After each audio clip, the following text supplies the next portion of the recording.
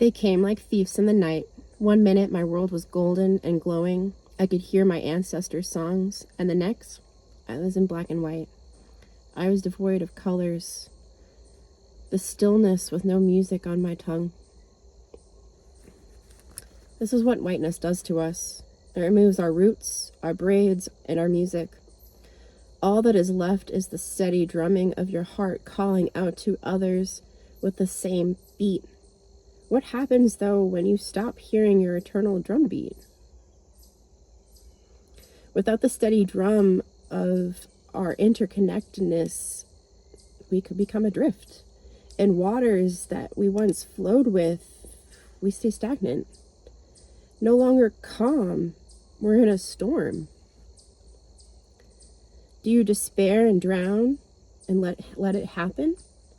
Or do you lash out in the agony at others? Strip them of what you've been stripped of.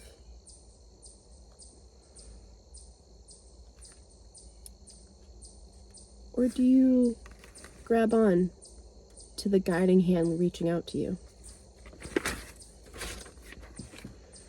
What happens when you accept the golden hand? Who will traverse this journey with you? For me, it was Freya. Her ancient song of fire, truth, and love, balanced with her twins, peace, light, and gentleness, left me in beautiful, vivid colors. And there were so many clues back to myself and where my people came from. You see, the Vanir are my ancestors. Sure, there's Aesir in there. But the Vanir, those are my people. And the three of us, Freya, Freyr, and I, were the gateway to the truth. Before the warriors like the Aesirs, ancient beings connected to the land lived in Western Europe. We were matriarchal societies, not just because, but because women were the connection, the mother, where life comes from, the gateway from the other worlds, and the connection to the other world.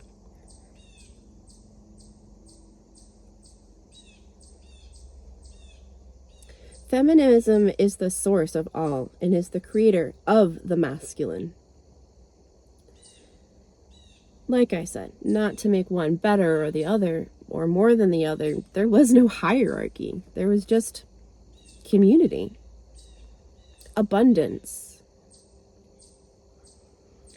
Words like king didn't mean controller. They meant leader and protector, a guide. Not someone in charge. Much like other deities of love and war, Freya is a protector of the dead, a connector to the dead. She is not written in your Ragnarok as Freya, because toxic masculinity has consistently rewritten our strong feminine individuals as very large dragons, serpents, hydras, to be destroyed by great, magnificent, masculine heroes to silence us. So this would make the feminine the ultimate weapon, which masculinity has made against itself. Against toxic masculinity, to heal the masculine, because this is enough's enough, guys. Dragging itself westward as toxic masculinity has proven it does. Thank you for Crichton for the clue.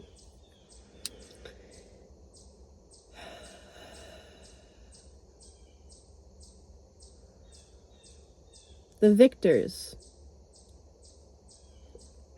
always like to make their enemies as big scaries, savages, people who just, beings who just couldn't keep up. Only the strong shall survive. Not admitting using war as a face and disease as the current. Like no one tells you Goliath was a Palestinian hero. What did David do then? Today we know more about wars than the female body. We know more about wars than the female body, and that seems to be on purpose. We have been suppressing the feminine from its connection for way too long. There's a reason why feminines were prophets. And any of those who were actually connected to Source were balanced in their divinity, which means they weren't heavy masculine, they weren't heavy feminine. Yeshua wasn't some masked white guy.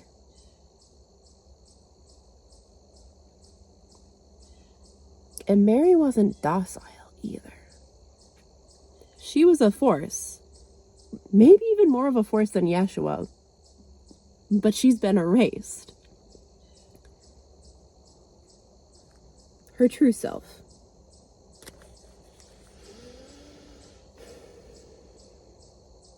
All of this is on purpose, as I've said. Like the full erasure of our savage feminine history, making the Valkyries and Amazons myths.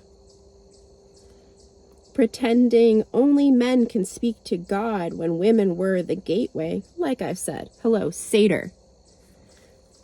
Do you think about the fact that Freya wouldn't teach Odin, so he took it upon himself to go hang himself and leech it from the world tree? And we glorify that. We glorify Odin raping the world tree.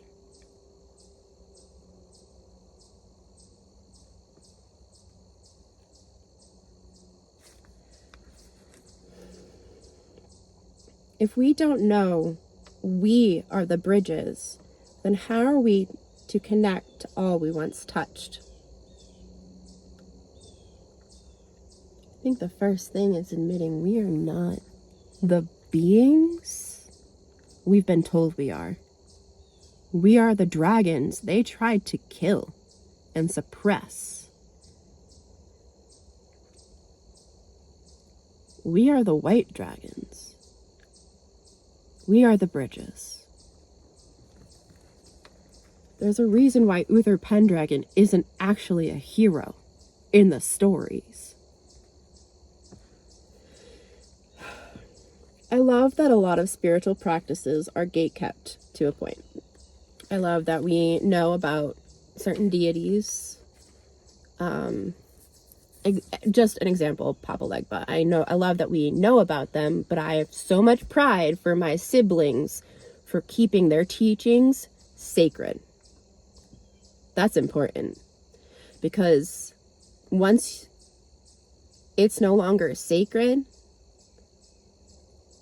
and protected, they can weasel your way in with their fake logic about how they think the world works, how they've decided to control the Matrix instead of flowing with the Matrix. The Matrix, the digital stuff, is just based off the universe. It's just inspiration. Computers are just an inspiration, like inspired by the universe. It's not man-made.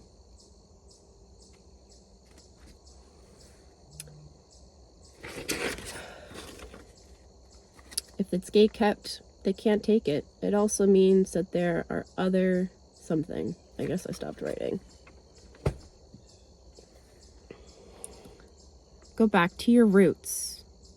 You are not white. You are not the absence of color. You are not a blank slate. once you let go of all of the restrictions that they've put on us, then you're actually free. Then you're actually flowing with. Everything is a current. Science is supposed to be the study of energy. What the fuck do you think magic is? Seriously, what do you think magic is? Scientists have just been trying to dig at the secrets when they could just sit and be quiet and listen. Listen to understand instead of to respond.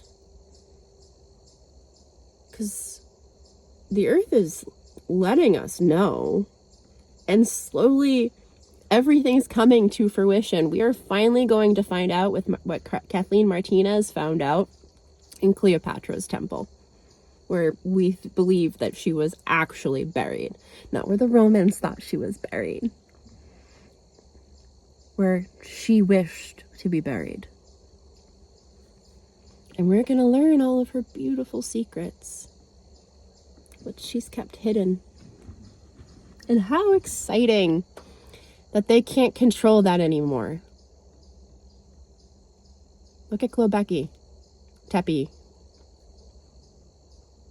Look at the stuff that's older than Stonehenge.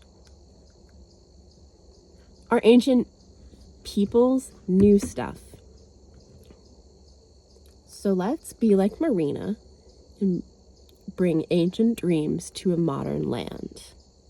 And let's just sprinkle a little of Nikola Tesla in it, because I think he's the only scientist that has come close to actually, connecting the dots. And I thank him. He was in his divine feminine. He was in the balance. I can't say that he was the kindest human. I don't know. I wasn't there. But the earth doesn't reveal to just anybody. So, the first step is letting all of the whiteness go. Let it go. It does not define you. You do not need to be defined by your skin color, especially since there's all different kinds and there's light-skinned people in all demographics. It doesn't make any logical sense. Gingers come from the Middle East. The Irish are black and Middle Eastern. Okay? The Vanir, they said they came from the West, which means they probably were part of whatever landmass sank to become Iceland. Our ancestors existed way more in the earth than we feel because of science and mainstream archaeology. And I don't think Graham Hancock is 100% correct.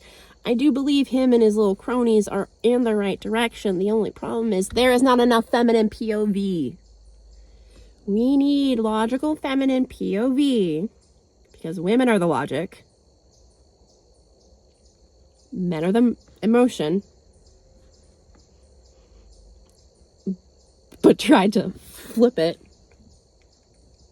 Because there's no logic in Roman cruelty. And we still live under Roman rule. So now it's time to defeat the Romans by going back to ourselves. Find your roots, water them, cultivate them.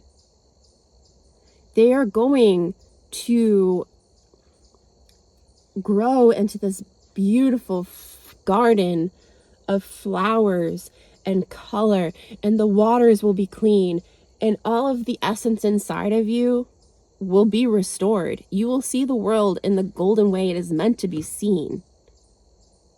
Midgard is not a nightmare. The only reason why Midgard is a nightmare is because we have allowed toxic masculinity to ruin everything. We have allowed it. Yes, we gave up. It's time to knock it off. It's time to get back up on that horse, shed that skin, and rise like a phoenix. Okay? I love you. It's time.